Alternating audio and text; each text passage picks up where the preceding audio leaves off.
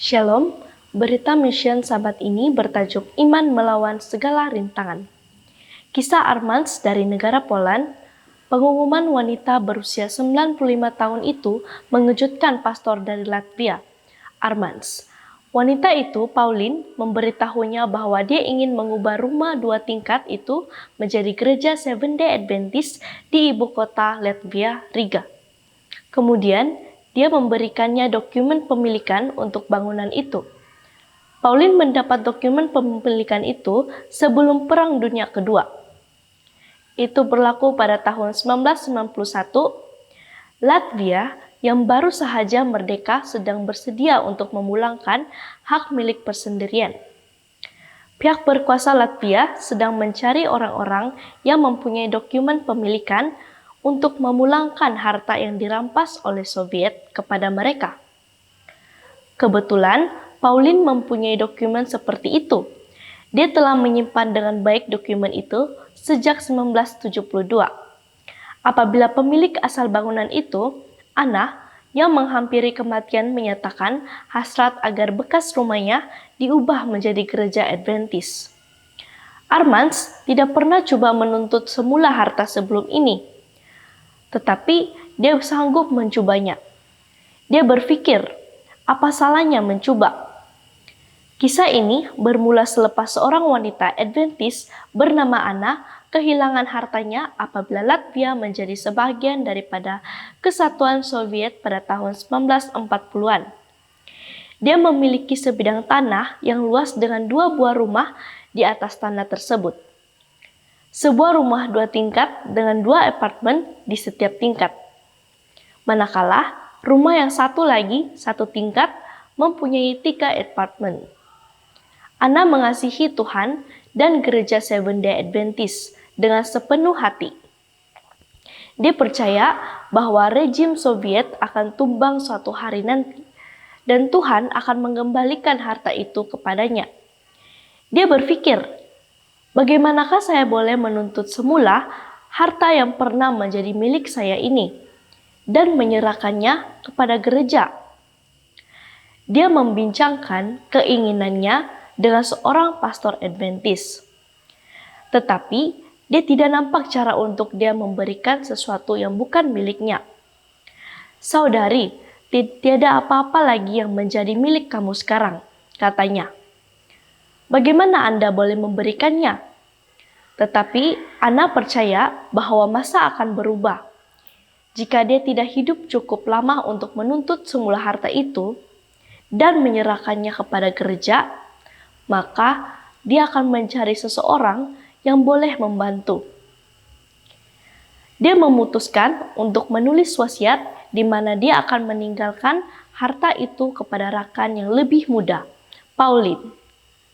Pada tahun 1963, Anna menandatangani wasiat menyerahkan harta itu kepada Pauline, dengan syarat Pauline memindahkannya kepada gereja Adventist. Dia juga menyerahkan kertas pemilikan kepada Pauline. Wasiat itu ditandatangani oleh seorang peguam dan 2 saksi yang merupakan anggota gereja. Pada hakikatnya, ia adalah dokumen fantasi karena dokumen itu tidak mempunyai sebarang kuasa undang-undang. Di bawah undang-undang Soviet, Anna tidak memiliki apa-apa. Harta itu seperti semua harta lain yang dahulunya milik persendirian, telah dinasionalisasikan. Tidak sedikit pun tanda yang akan berubah. Pembaharuan politik masih jauh. Tetapi kedua-dua saksi itu bersama Anna dan peguam yang telah menandatangani dokumen itu mengesahkan bahwa Anna telah memiliki harta itu pada satu masa. Anna tidak hidup untuk melihat impiannya menjadi kenyataan. Dia meninggal dunia dalam usia 80-an pada 1972. Hampir 20 tahun sebelum Latvia mencapai kemerdekaan. Tidak lama selepas Latvia merdeka pada tahun 1991, Pauline memutuskan untuk menunaikan janjinya kepada Anna. Pauline sudah berusia 95 tahun. Dia menyerahkan surat wasiat dan pemilikan itu kepada Pastor Armans. Dua orang saksi yang telah menandatangani wasiat itu masih hidup dan berdoa agar impian Anna menjadi kenyataan.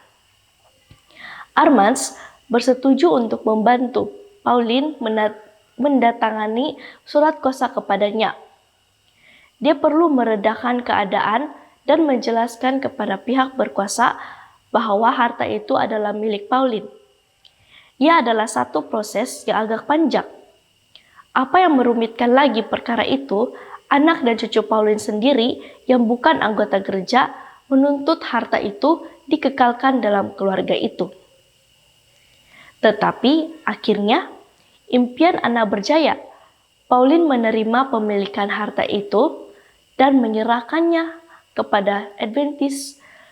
Gereja dengan penuh rasa terima kasih menerima hadiah yang murah hati itu dan mulai mengadakan mesyuarat mengenai harta itu.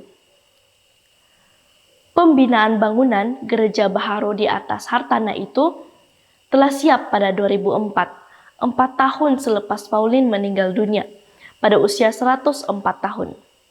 Armands kini berusia 76 tahun dan sudah bersarah. Dia tinggal di sebuah apartemen lama milik Anna. Dia suka bercerita tentang bagaimana Anna dan Pauline melihat hartanah itu dengan mata iman. Iman dua beradik ini sangat mengagumkan, katanya. Anna dan Pauline mempunyai iman kepada Tuhan. Persembahan Sabat ke-13 kuartal ini akan memberi peluang untuk mengajar orang lain tentang iman. Sebahagian daripada persembahan Sabat ke-13 akan membantu membina sebuah bangunan di ibu kota Latvia Riga yang akan berfungsi sebagai pusat pengaruh dengan kelas bahasa dan klub kesehatan. Terima kasih karena merancang persembahan yang murah hati.